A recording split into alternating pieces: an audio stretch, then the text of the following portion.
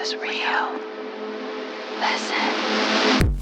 In this episode of Curious Explorers, you'll hear part one of our two-part interview with none other than Marty Stalker. He's the director of the documentary Hostage to the Devil, all about the life and work of controversial figure Father Malachi Martin. So normally what we do for our episodes before we air them is we'll remove all background noise, but we didn't do that in this episode. So you might notice some things like chairs moving and so forth, but you'll also notice some noises that we couldn't explain, some sort of audio anomalies. We don't know what they are, but see what you think and let us know. We also noticed a number of visual anomalies, so if you get a chance to check this out on YouTube, please do. The anomalies seem to pop up when Marty is talking about what he describes as resistance. That's his term for what he thinks is some supernatural force interfering or trying to interfere every time he talks about the topics of Father Martin or exorcism. So if this sounds interesting, if you are curious, stay tuned. Hi, Kath. Hey, Trace. How are you doing today? I'm doing well. How are you? I'm okay, thanks. And I'm very excited, actually, to tell you about our special guest today. We don't do a ton of interviews yet on this podcast, but today we're going to interview the director of none other than the Hostage to the Devil documentary, which is awesome, right? That's exciting. So That's I want amazing. to tell you a little bit about them before they join. They're going to join in a few moments, but I'll give you and our listeners a little brief bio. So Hostage to the Devil, as you know, is the documentary about none other than Father Malachi Martin, the Jesuit priest who, I guess, he was released. He was released from certain vows in order to be able to pursue kind of his interest in, not his interest, but what he would call his vocation. I don't know. To me, I think it's still questionable as to what actually happened there. You know, I mean, there are certain Jesuits that say you don't get released from 2 vows and not 3.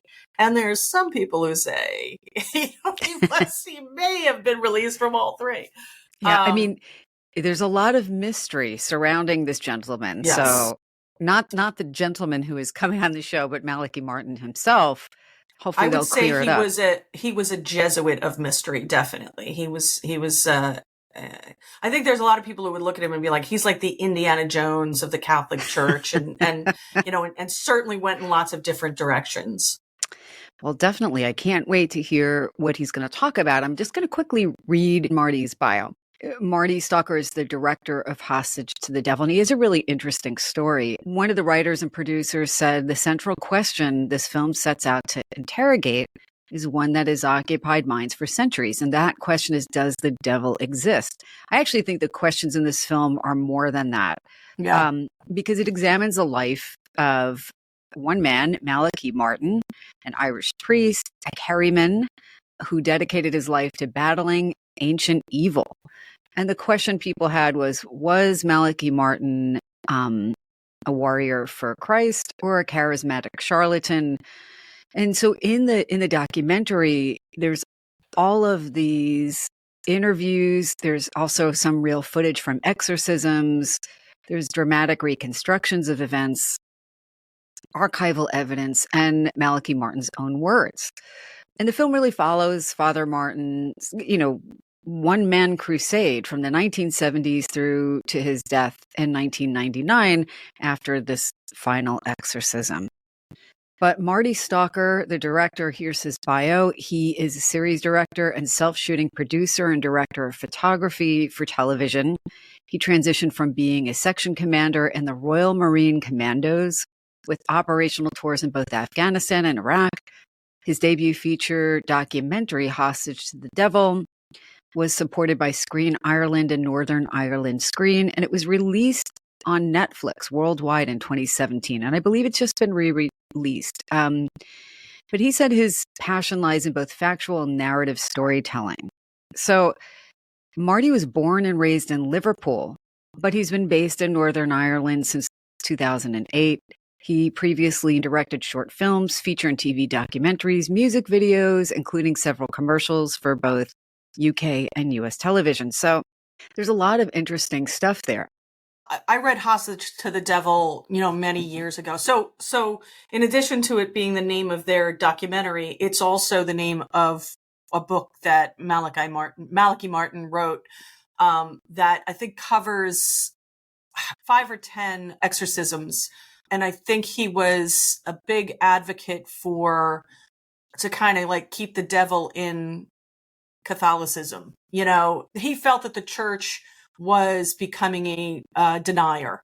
Here's Hello. Marty. Hi, Marty. Hello, Marty.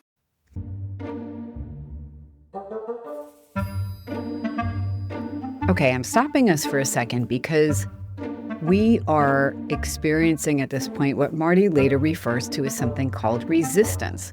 And it's his umbrella term for some sort of potentially supernatural phenomena that occur when he is talking about Father Malachi Martin or Father Martin's exorcisms or making the documentary Hostage to the Devil. So during the first few minutes of Marty joining us, he actually had to leave and come back several times because we couldn't hear him or he couldn't hear us, or there was this weird beeping that none of us could identify. And Kathy and I wind up chuckling because we've experienced something similar when we've talked about exorcism and demonic possession specifically. We just thought that was interesting. So anyway, back to the episode. Silly girls, but I, thinking of all these jokes about, Satan doesn't want us to interview him. Maybe the spirit of Malachi doesn't want us to interview him. I don't know. And Marty's back. So I'm just laughing because I don't know to what extent we'll have technical problems. Marty, just a quick aside, when we did an episode on one of the cases from the book, Hostage to the Devil, yep. I'm going to say for a few weeks after, and to anybody else, this would sound absolutely nuts.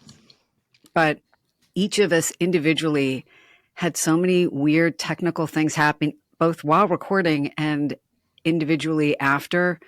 We both wound up replacing our computers. There were just other weird things. And I just thought, is this a coincidence? Like, does something out there care that we're talking about this case of demonic possession? Yeah, I have stories. You do? I don't know sharing any of them, but I'm so curious because was it Robert Morrow who was the person who was rear-ended by someone? I know in one of you talked about that.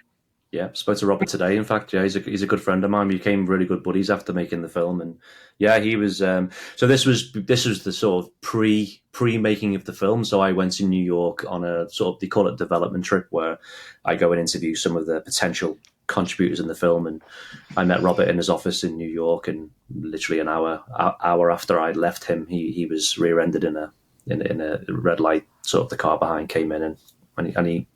It's caused him some health problems since, but it's difficult because this was my first film that was making with other people's money, so the pressure was on. So you can't really sort of go back to them and say sorry, we couldn't make it because I was totally freaked out by the sort of the occurrences. But really, there was occasions where both cameras would turn off at the same time whilst recording, and it's and Ralph Sarchi, I'm not sure if you're aware of Ralph Sarchi, his story, Deliverance from Evil. So Ralph was with us one day, and we were having some technical problems. The cameras were turning on and off, and there was no battery problems. There was no problems from our end.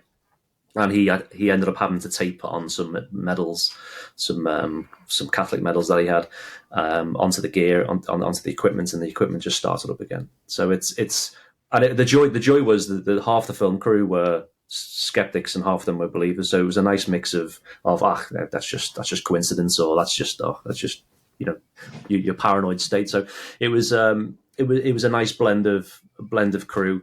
So we fought through it. I call it resistance. The issues that I faced within my own home and within making the film I just felt it was resistance, and for me that meant that I was on the right journey.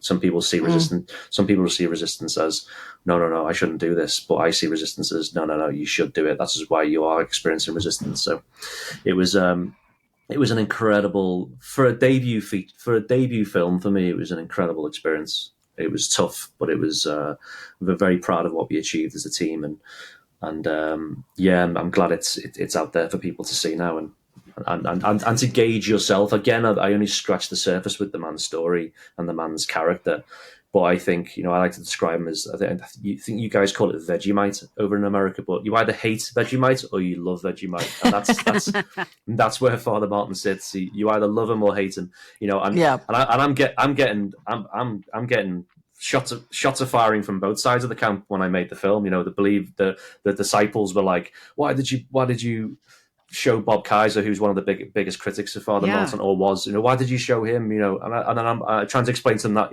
I'm trying to give a platform for all speakers of Father Martin and people who actually met him. And the most important thing for me was I had to interview people who had physically met the man in the flesh and who had met the man in person. There was lots of people on forums and online telling me why he's such a bad person and why he's a sociopath and all sorts that came out. But when I asked them that, had you met the man in person, had you had a one-to-one or met him at a conference or whatever, they said 9 times out of 10 they said no. So they're not helpful for me. They've just, in a sense, come to a description and a conclusion of Father Martin by what they've seen online and what they've heard online. So that's why Bob Kaiser, who ended up being the very first interview that I did on the main shoot before he died, and he died a few months afterwards, but it was important for me to give him the platform because I knew he'd written a book, Clerical Error, about Father Martin. I knew he was very much the, I wouldn't say the ultimate nemesis of Father Martin, but I knew he had a very strong opinion of the man. And I gave him the platform. Otherwise, all I'm doing is, if it was a pro Malachi Martin film, it'd just become propaganda and subjective. And so I gave him the platform to voice, what he believed Father Martin was, and it comes to such, when you're getting fire from both sides of the line, it's all you've got to do is come back to yourself and ask the question: Are you proud of what you've made? And the answer is yeah. So that's all you can do. I'm just blown away that this was your first documentary that you made, and you were quite young, I would imagine, when they approached you. Yeah, I was young. I'd done a few short films, and I've done a few sort of. I was so to cut a long story short, I was military first, and then I entered the film industry. So I was a 16-year-old. I used to work in video shops as a clerk, and very much a film buff, very much a film nerd back in the day. Loved film. I just absorbed film, and the video shop owners, it was like a mamas and papas kind of shop. They gave me at 16 they gave me the responsibility of telling them how many copies of the film we should get. So we used to get the film before the shop got the film. So, and then we have a very much, which I found out through plant medicine, not recently, but the last few years, that we have a family ancestry of warriors in the family. And I realized, and I'd always wanted to be a soldier. It was in my DNA. It was in my family. It was in my ancestry. And really, I knew I had to get that out the way first when I was young and fit and healthy. And then so 9 years then, and then after 10 years of in the military, I came out, and then I stepped into the film and television industry and became, and still am, a storyteller. And in any format, any genre, I'll just tell a story, whatever shape it is. So that's very much it, really. And yeah, I would say naive. I was naive. But for a first film, it was a great opportunity to research this man. And again, he's, even to this day, he's still wrapped in mystery, and I think he always will be. Yeah, well, first of all, I think being naive is probably the best way to get a film made. Because if you knew what you were going to face going in, you wouldn't do it. From someone from the outside, there's something about, obviously there's exorcism and dealing with the devil and these, I don't want to say supernatural, but these infernal kind of things, even for very devout people. You know, there seems to be a relationship with God, but not really a relationship with the other side, you know. And so here you have somebody who is talking about the devil, you know, the way we might talk about a politician or a rock star, or, you know, as an actual being, you know, not some kind of idea or something. How much about him did you know before you started the project? Zero. Even though he lived down the road from where I am now. I live in Northern Ireland. I didn't even know the name. I didn't know Hostage to the Devil. I didn't know any of his origin story. It was a blank canvas for me, and that's probably why it was a good project, because I knew nothing of the man. I had no sort of preconceived notions going in. So it was like I can imagine, like just a rabbit hole of conspiracy theories, and you know, I'm sure you're aware of. Apparently, he went to see David Berkowitz at prison. All these incredible like stories, and I spent the first 2 years trying to fact check it all, and it was just driving me. It was just driving me insane. I just could not find any evidence. Any factual evidence of any of these stories. And it took about 2-3 years for the Jesuits in Ireland to actually confirm, yes, he was a Jesuit priest. Right. Because I was trying to fact check every single part of his timeline. I was trying to fact check everything. And it came to the 4-year mark where I was just like, you know what, I need to stop approaching this as like a journalist and approach this more as a storyteller, filmmaker. And so I sort of, you know, and then the Jesuits came back eventually and told us, yes, he was a Jesuit priest, etc. So it was a long process, but I learned a lot as from a filmmaking point of view. I learned to stop trying to fact check everything and just go with your guts, but also speak to as many people who met him in the flesh as possible, really. And I mean, we're talking about Hostage to the Devil. It's not the only book that he wrote, no. And he was quite a strong critic of Vatican II and of the direction that the church was going in, which also kind of cloaked him in a certain kind of whistleblower, for lack of a better word, badass. And he came across that way. So it also provided a lot of defense against any kind of criticism that did come at him, because you could essentially say, well, you know, they're attacking him because of X, Y, and Z. So I think you really kind of drilled down on the core of who he was. The man had, you know, a certain level of belief in what he was doing, you know, regardless of what you might think of his character. You mentioned, so you're not originally from Ireland, correct? You were born in Liverpool, is that? Yes, Liverpool. Right. So yeah, and then I moved over here in 2007, I believe. Yeah, 2007. Yeah. I do think that, you know, he was also from a family of faith. You know, this was much as your calling to be a soldier was part of your makeup. It seems like being a priest or being called to the church was part of his, which I think a lot of Irish people would understand. You know, that's part of the makeup of and as well as the charm and the kind of charisma that he had. It's in their DNA from birth. Yeah, absolutely. They are storytellers, natural storytellers by birth. You speak to any Irishman and woman, and they are just incredible natural storytellers. And there's just a charm, and you can hear it when he speaks, even when he's self-deprecating.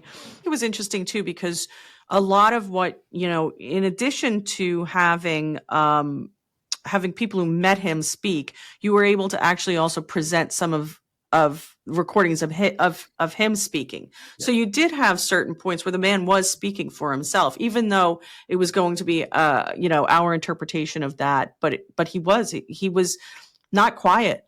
Yeah. You know, he was an outspoken person. Yeah, and he was sort of the first priest to really use the radio as well, you know, to broadcast his message. And it wasn't just the Art Bell show; it was Bernard Jansen tapes. If you want to look into Father Martin's sort of teachings, the Bernard Jansen audio collection is incredible, and he had other sort of TV appearances, and he really used the medium as a way to broadcast the message, and that was unheard of back in the day, especially the late 70s. No priest, you know, would have got away with that. And he was a rule, he was a rule breaker. He was a disruptor, and he used radio and television to broadcast the message.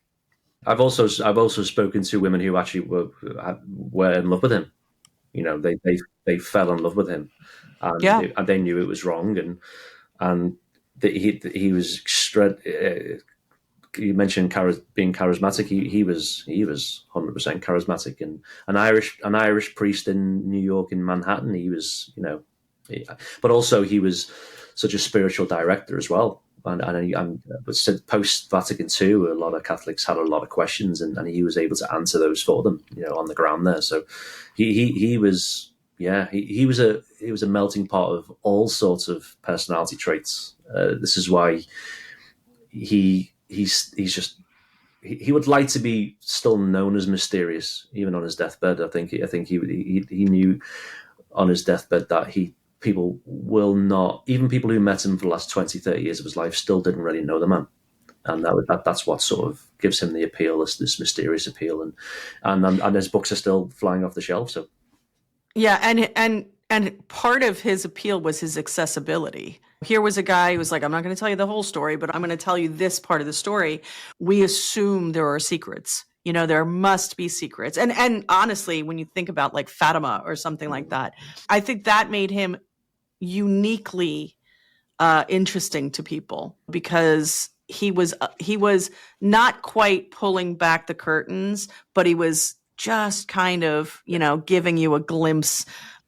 Yeah, and he was very vocal with his address as well, and his phone number. So he would give out his phone number, right, and his address live on air. And even though Art Bell would tell him to his face, "This is not a good idea. This is not." And he was savvy enough to release Hostage to the Devil after The Exorcist. He knew from a commercial point of view, he knew that.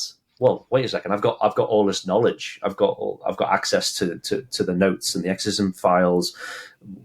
I can do this. I've seen how The Exorcist has blown up and how commercial that became. So he was savvy enough to ride that wave as well, and to write the book. And obviously he wrote many books since then. But yeah, he was savvy enough, and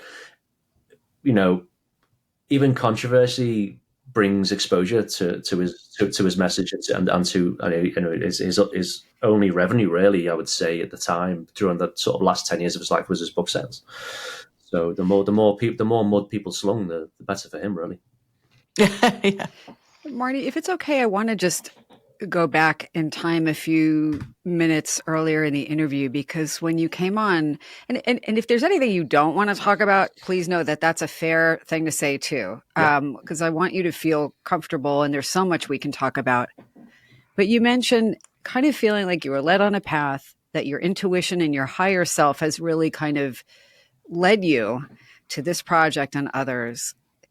I'm curious because, as you're talking about access to both recordings, video and audio of these exorcisms, and conversations with all of these people who were involved either in those exorcisms or others in some way, I'm wondering, first of all, I'm curious what your belief was about these things, if anything, before, and how that has evolved since you've done all this research.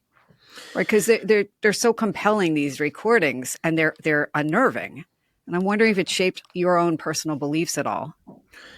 Controversially, I say controversially because I think I was somewhat. I would say I was chosen for this project because I don't follow a man-made religion. I don't follow. Although I was brought up a Christian, a Protestant, my father was a minister.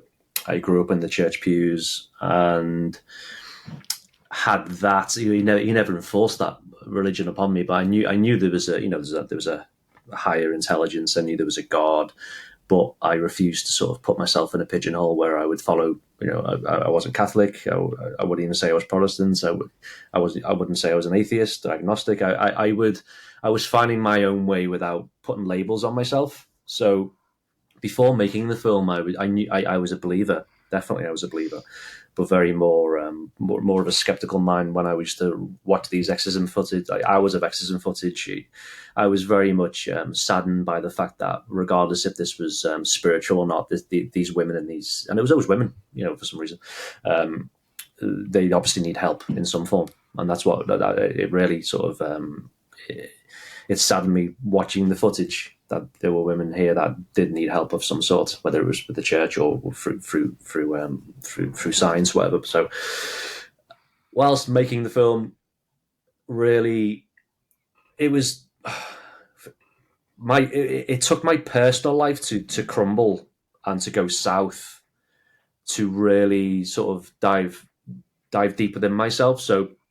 It was actually psilocybin, so it was magic mushrooms. I hate saying that. It's a hokey way of saying it, but for me, it's okay. For me, it's medicine. So I was going through a bit of a personal issue. Got very depressed. Got very low, and I actually ended up doing a psilocybin ceremony.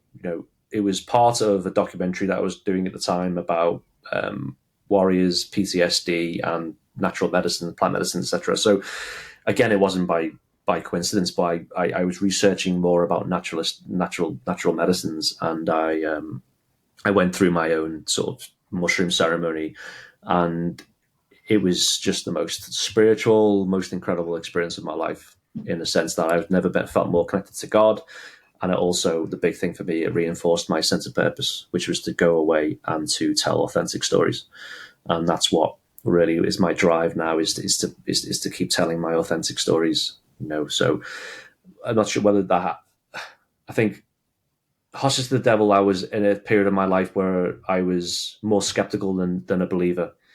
But now looking back, I made the film now, and now where I am in my personal life, I am a believer, but I still refuse to be pigeonholing myself into man-made religion. So man-made religion for me is the issue. It's because I have a direct line to God. I don't need to be reading literature that's been written by man, that's flawed, by a flawed men. Yeah, I can go in. This is a podcast in itself, but all I'm saying is where I am now is, and I hate saying this, but I'm more spiritual than religious, if that makes any sense. I'm following my own path. I know I'm being guided in a positive way. I know I can do that without having to label myself as Catholic, label myself as Muslim or whatever. So, and I've also done a lot of traveling with my work, and I've seen how religion has destroyed lives and destroyed. I go through across the Middle East, and I see how women are oppressed in with Sharia law, etc. I see how a lot of my militant, I call them militant Catholic friends. They actually are militant. They're very much like they are.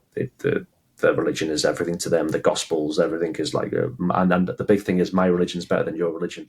This is where I am with the whole thing, and I got so frustrated with it all that their religion, they think their religion is the best, And then I've come from a very plant-based, natural, medicinal route where we are all the same, and that's in a sense where I am with my spirituality at the moment. Is we are all one. And again, it sounds hokey I can see some eye rolls in your audience right now. But what I'm saying is hokey to me. No, not to you. I know you girls don't understand, but it's just that I felt like I was chosen to make the film because I didn't have any religious attachments, or I was going in. I was also a blank canvas myself going into the process of making the film. So which.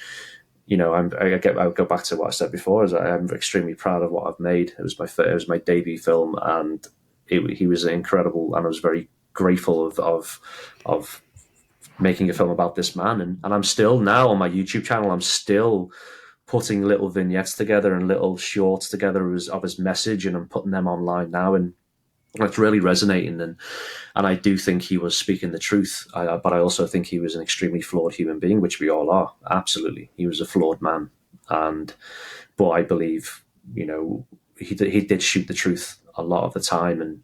And again, just you hear the man, you take what you want from the man, and create your subjective biased opinion about the man. But for me, I know who he was for me, and I hope I've done it justice. And a lot of his friends have told me they believe the film has done his life justice. And again, scraping the surface, I mean, I could make 6 films about this man, and I still wouldn't get to the core of his messaging and his life. So that was again another long-winded answer there, but. No, but it was great, and it was really honest. And I don't know if you could see my 1,000 thought balloons as you were talking, but I'm going to speak for myself, Kathy, rather than speaking for you. But I think I know where you are in this. But like for me, so much of what you said resonated because I feel very spiritual. I am not a religious person. I don't feel that is a fit for me. I think people can be so dogmatic. I feel a little more permission to be a bit frank, because when I was watching these interviews and listening, again, I'm a psychologist by training. So, I can't see people through just one lens or one aspect. We're so complicated. And I think people who are so charismatic and so polarizing, there are reasons for that. And I can't put myself into the camp of making somebody a saint or, a person. Most people have some redeeming qualities. And I get what you're saying, like where it wouldn't even scratch the surface. But I was so struck by a lot of the interviews that people were either worshipful of him, not just of their faith. These were obviously very Catholic, very, I don't want to say old school Catholic, but I kind of imagine they are. And that's what Malachi was, right? But worshipful of him. And then, you have Robert Blair Kaiser, who was like, he was having an affair with my wife. And, I don't know if we'll ever know what's true or what isn't. And maybe that's not even the point, right? Because who he is separate from how everybody experienced him. Yeah. And I think you captured that. Sorry, that was really long-winded. No, I agree. I think what you saw in a lot of the interviews was just how important he was able to make the people in his life feel. So, all of their kind of reactions were, this is how I felt when I was around him. And it was, him being able to make them feel utterly unique and important to him.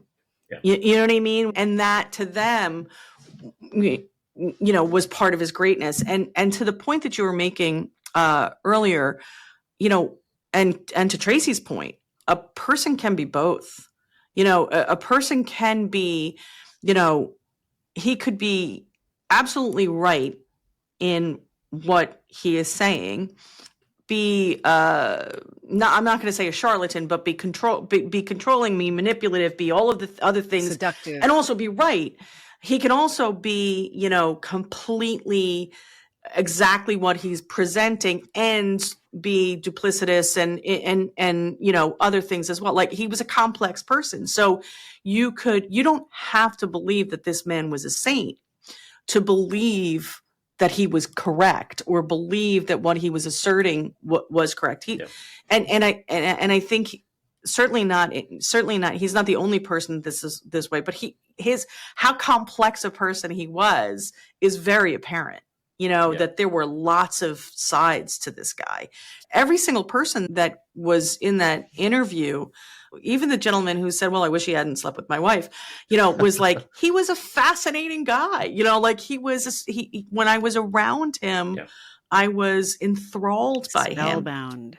Yeah, I was spellbound. And I think we all kind of have been around people who are or can be like that. Yeah.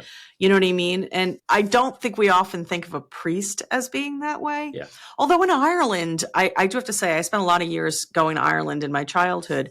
I think the priest in Ireland was locally, they were always kind of iconic or very interesting. Yeah. Less so in the United States, but definitely and I would say that if you were an old school Catholic, the fact that he was doing that was really alluring. Yeah, he definitely had an aura, and there's a story that Ralph Sarchie says in the film about he was in the car with him and Father Martin turns to Ralph and says, I'm a wretched pig in the eyes of God. Ralph's like, wow. It's like, if you're a wretched pig, then, who am I? I'm so it's, yeah, again, it was just leaving little nuggets of information for the audience to sort of decipher themselves and to come to their subjective opinion of the man. And yeah, I was proud that we chose Father Martin rather than the big monstrous topic of exorcism. So, and it was, I got a chance to go to Rome and interview some key characters in Rome, and they all said the same thing. It's exorcism. It's extremely, extremely rare. Even though you think it happens all the time, but it really is rare. And to get a chance to go to where they train the exorcists every year in Rome was incredible. So it was an incredible journey. No regrets. Just would like to make the sequel now. I can't wait to see it. Yeah, I would love to see that.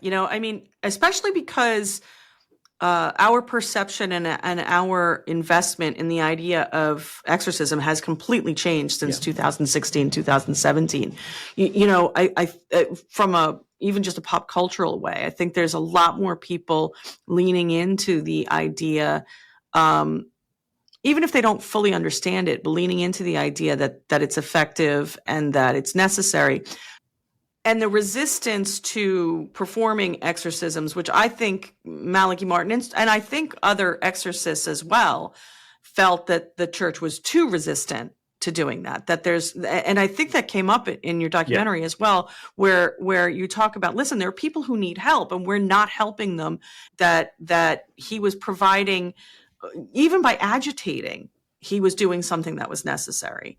Yeah, I think they were a lot more open to they used to in the film we talk about the Exorcist book and the film being released, and like the film like The Omen came after that had a detrimental effect on people trying to get help from the church, because the church saw how sensationalized the topic became, right, and how common it became, that you can imagine the churches were in the diocese were getting rung about, I think my neighbor's possessed, this kind of thing. So it's they rather than take on and speak to people like certain cases, they would just close the door, 100% close the door, and that was it. There was no give. There was no, oh, what about this case? It was literally like, no, absolutely not. Don't even care what they've done or what they've said or what they're experienced. Just boom, the doors were closed. And Father Martin's found this huge problem, saw the rise of Satanism and the rise of oppression cases and the odd possession case,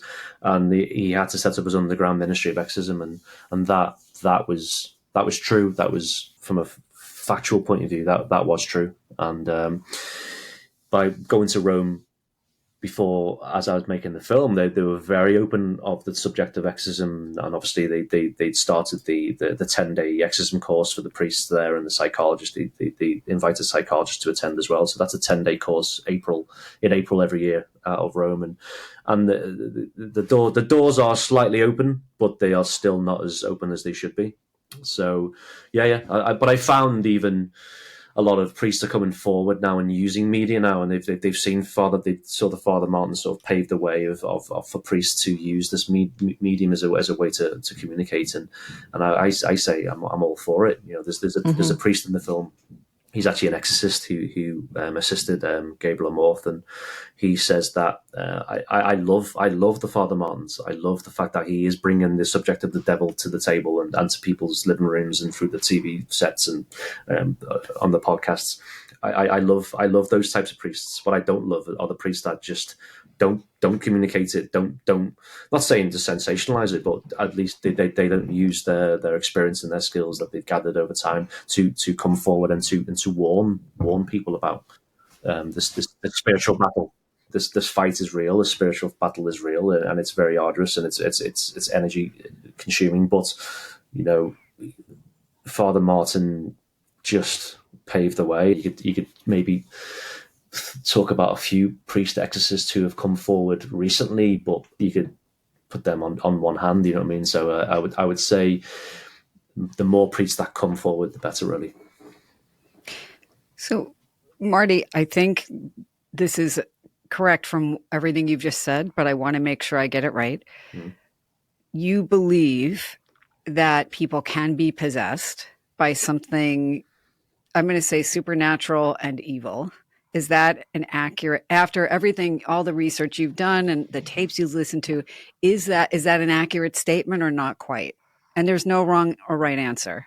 I believe it's extremely rare. I would say out of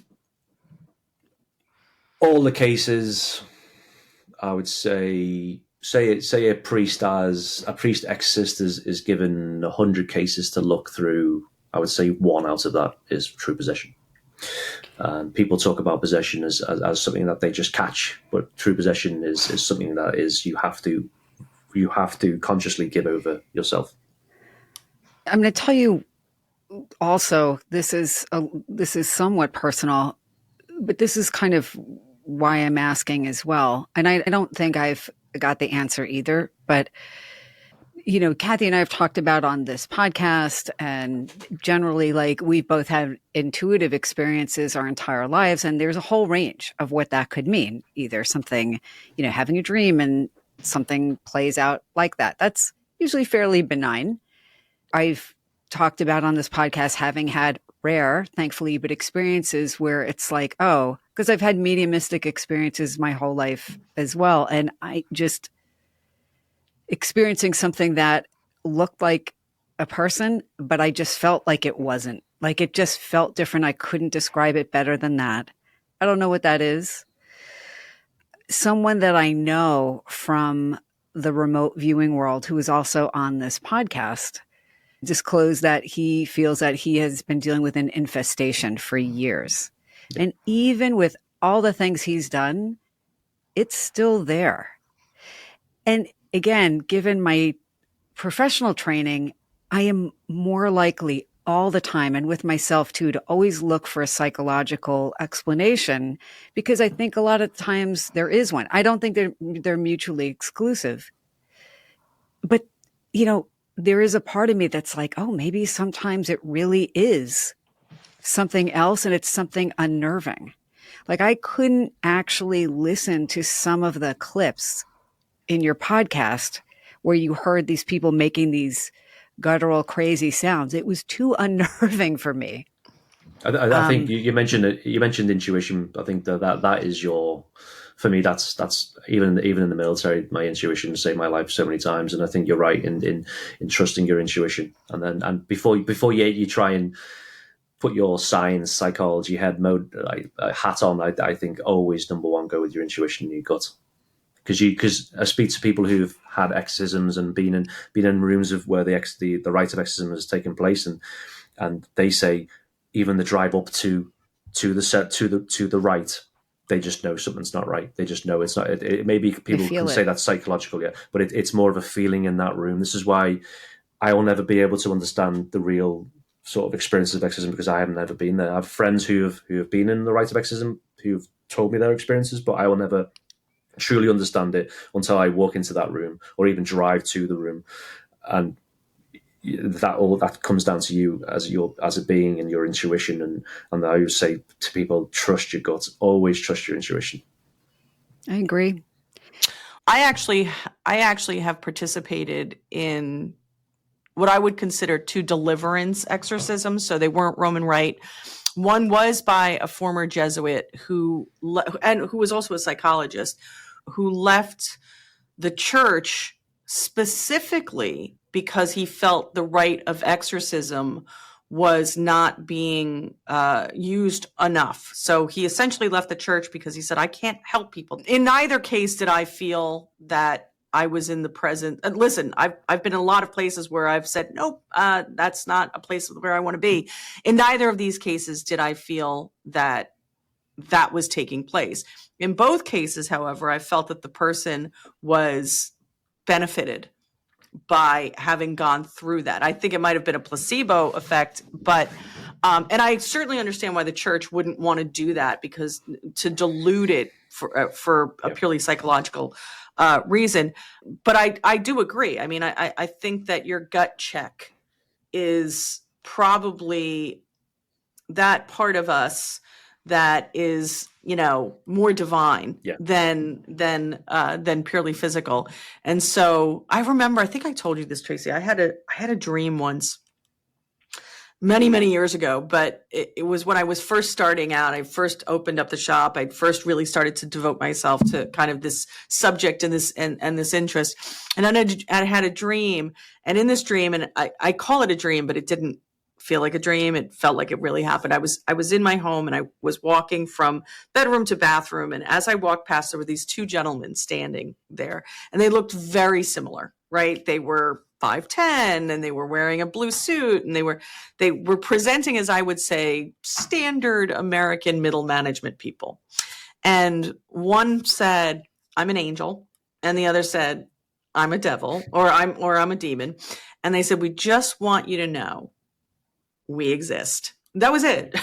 That was it. I went back around my day.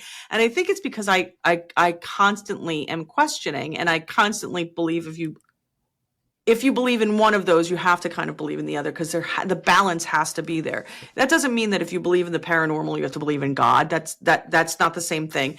But I do think if you think, well, there is divine intervention in my life, then you have to believe in infernal, because what makes the divine if not the infernal? And I remember that dream like it happened yesterday.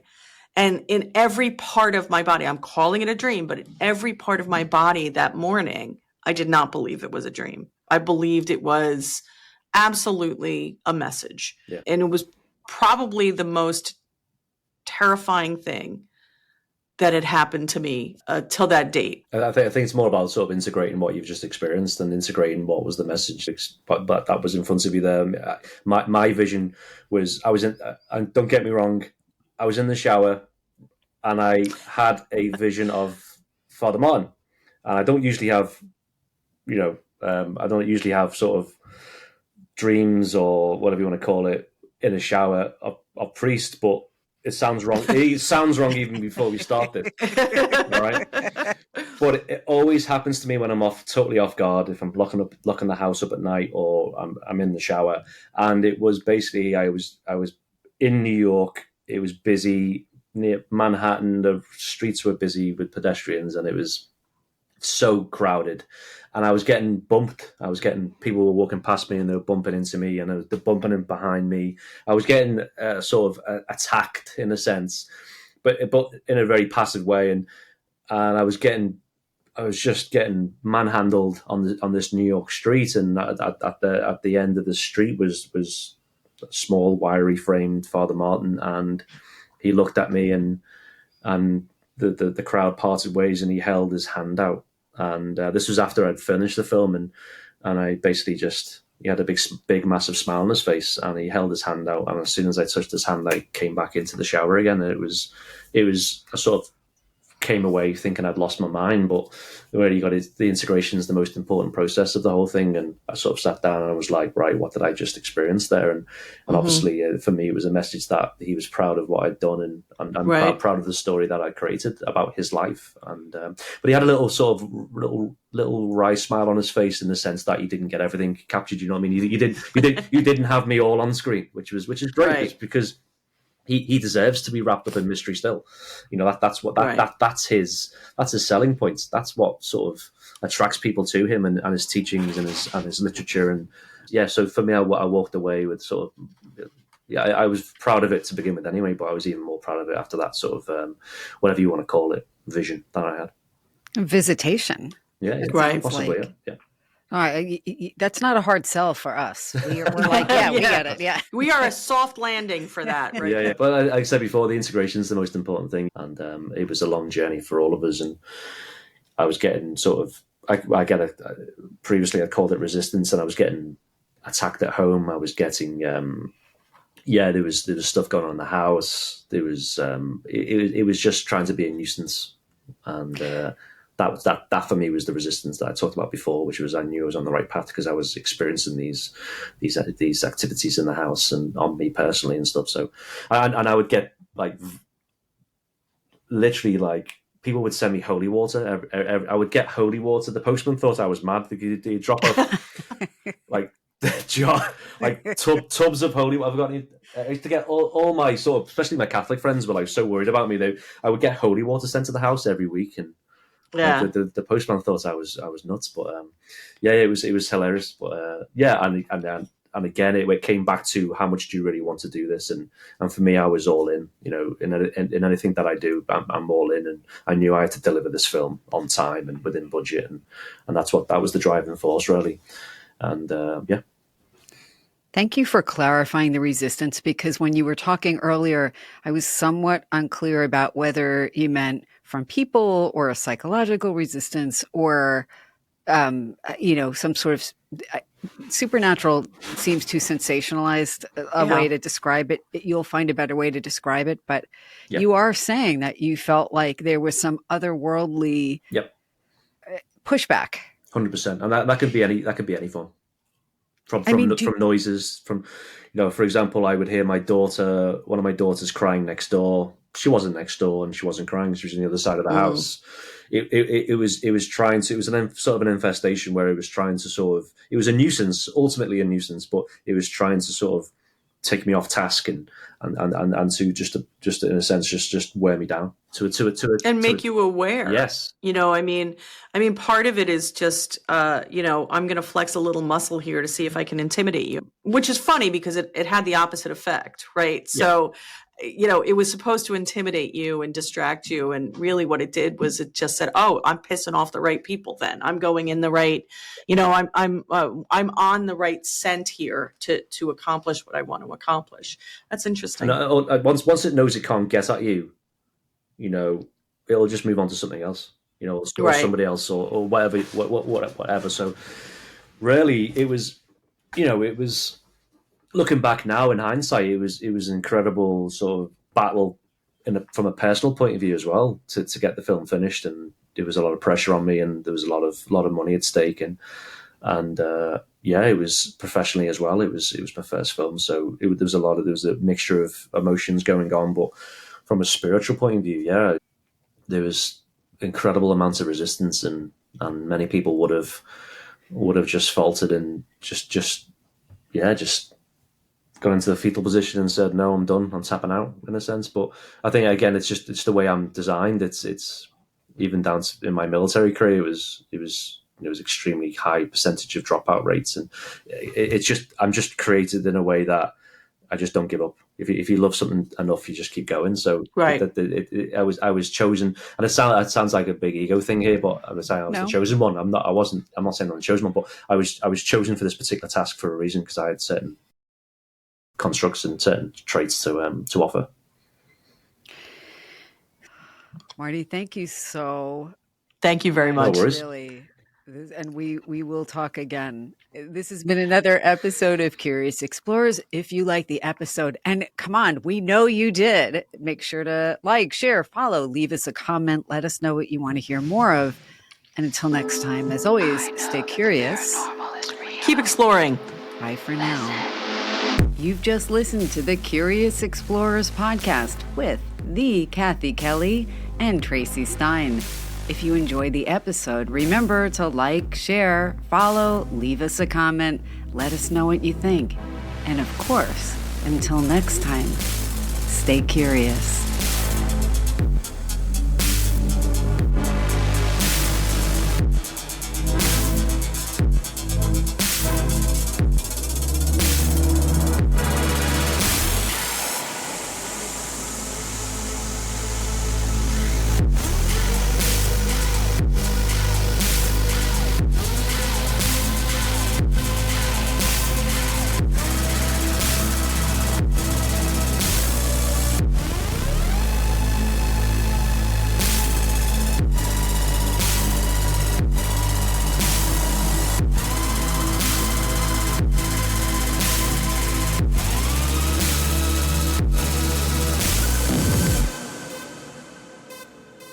The paranormal is real.